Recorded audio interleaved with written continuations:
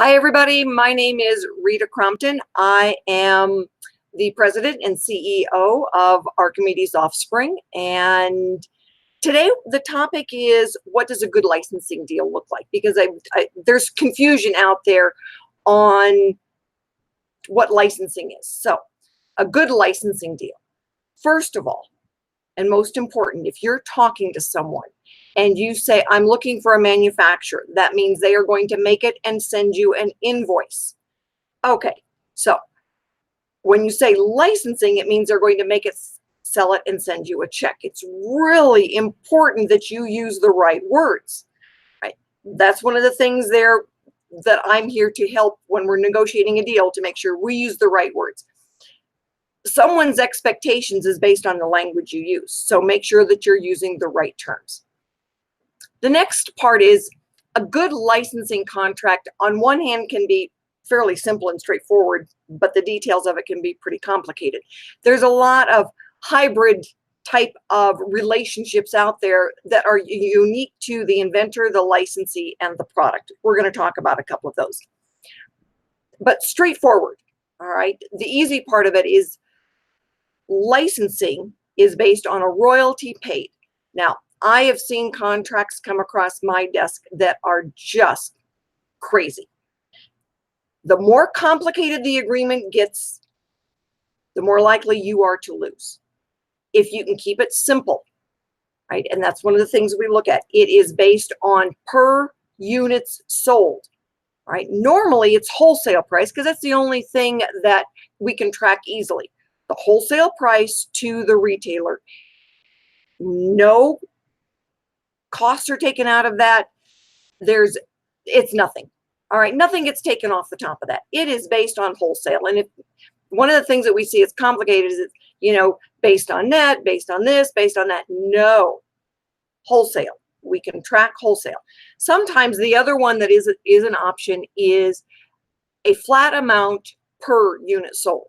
And we see this where, the licensee may be doing some international sales. We don't want to have to track the evaluation of the dollar. Then it's easier. It's just this amount per unit sold, US dollars. That's it, right? Again, the more complicated you make it, the easier it is to take advantage of you. So that's the easy side. The more complicated side is all those caveats, all of those unique pieces of a licensing deal. So straightforward, they're going to make it, sell it, and send you a check based on a percentage. Usually it's 4 or 5%, pretty straightforward. When I say, well, mine is so wonderful, I'll get 20%. No, you won't. And every time, I say no, somebody says, well, there's this one exception. There are exceptions to everything. However, I talk in averages, general rules of thumb on this. And most inventors fall into the general rule of thumb. And I've got a couple that I was working with, and we thought we had things pretty much ironed out, and they added this really bizarre caveat to the agreement. It's like, not going to happen. Canceled the calls, canceled the conference calls with the licensee. That one thing tipped it over the edge, and that's it. So when you try to make it complicated, either for me or the licensee, that's it. Deal's done. So keeping it simple, straightforward. What can we track? What can we do? That's where we want to be at. So when we're looking at those special relationships, I had one gentleman had a very cool product, licensed it to a big company, and they could have done manufacturing. We used the right words, licensing, so there was no confusion. They picked it up to go with their other line of products. They pay him a royalty on every single unit sold. However, he's got some special skill sets, so now they hired him as a salesman. So now not only does he get a royalty on everything sold, he also gets a commission on everything he sells, and they pay his expenses to drive around the country. So that's a unique one. All right. It is not unusual for the inventor to stay involved in one way or another. A lot of times, we always put in the contract that the inventor gets first rights to participate in any design change. All right, because if there's any intellectual property that's got to be filed, you, the inventor, want to keep control of the intellectual property. That's where your leverage is. So you participate in any design changes, any improvements to the product. Most products, and this was another question that came up in the issue today, is how long does a good licensing agreement last? It lasts, in a perfect world, the life of the patent. In more realistic world, the life of the product. It is the average shelf life of a product is 7 years.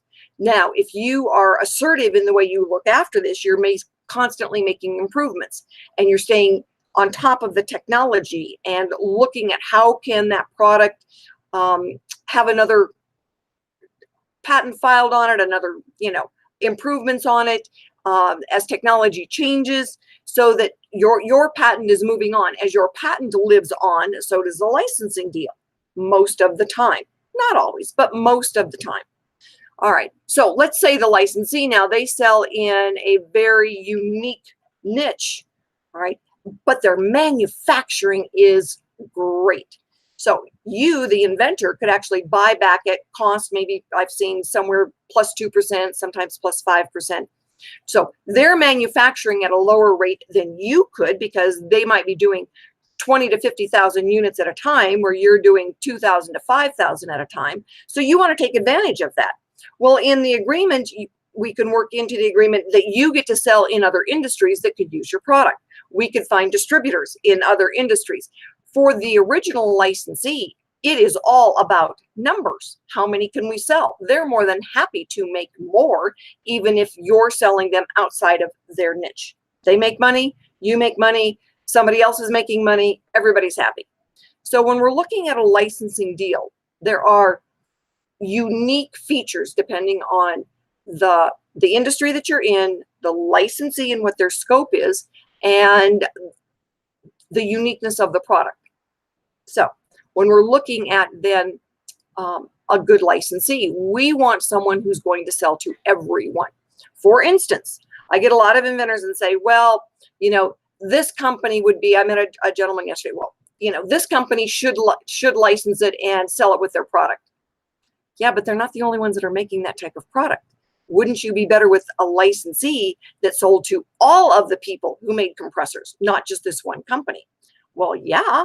All right. So our first goal is to shoot for a licensee who's making accessories to a specific industry, so that they can sell to everyone in that industry, as opposed to someone who's going to private label it and then limit the number of sales.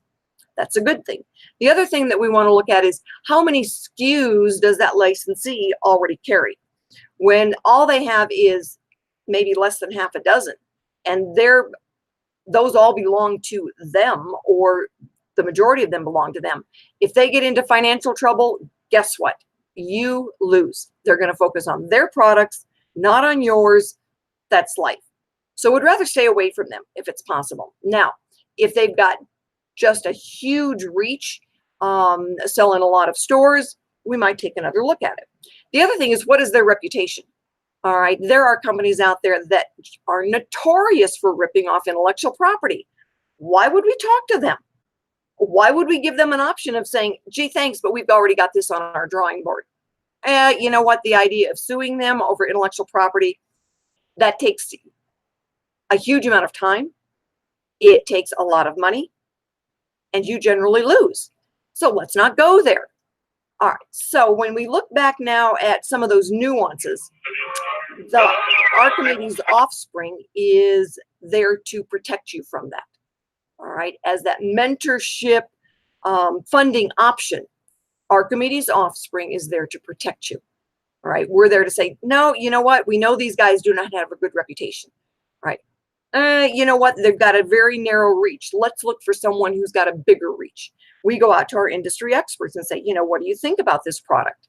All right, every industry expert that I contact, I trust.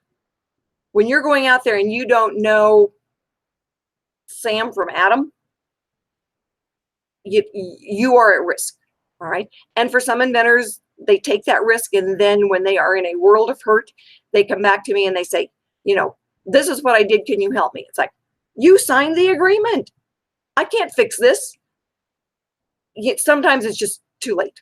You need to move on. And suing someone, that is a long shot. And generally, you lose. So we want to protect you from these issues. We want to get on the right track. We want to give you the right advice sooner rather than later.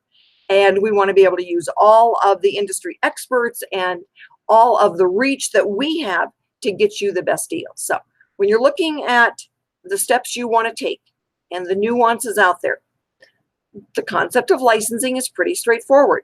Someone else is going to make it, sell it, and send you a check. How you're going to participate in that can vary based on your skill set and based on the industry that you're in and the time that you have to do it. All right. And then what we're going to look at is, how do we protect you in the negotiations? I've seen some agreements come back over my desk, and when I point out the way it really reads and what it means, and the inventor goes, no, it doesn't. And I said, yeah, you really need to look at this. It's like, oh my God. And the licensee will actually kind of chuckle, and it's like, yeah, we didn't really mean it like that. But it's like, oh, come on, let's get this done right. So my job is to make sure that you don't get taken advantage of anything just because someone missed some wording in a paragraph. For a lot of people, reading a contract is, snoozeville. All right, bedtime reading. For me, it's like a murder mystery. Does this paragraph match that paragraph? Is there anything in between the lines? What do we have to look at? If the original guy who wrote the contract is no longer with the company and somebody else reads it, what is their take on it? That's what we're there to do. We are there to protect you, to help you negotiate, to understand what your options are. So Rita at Archimedes Offspring is the best way to reach me.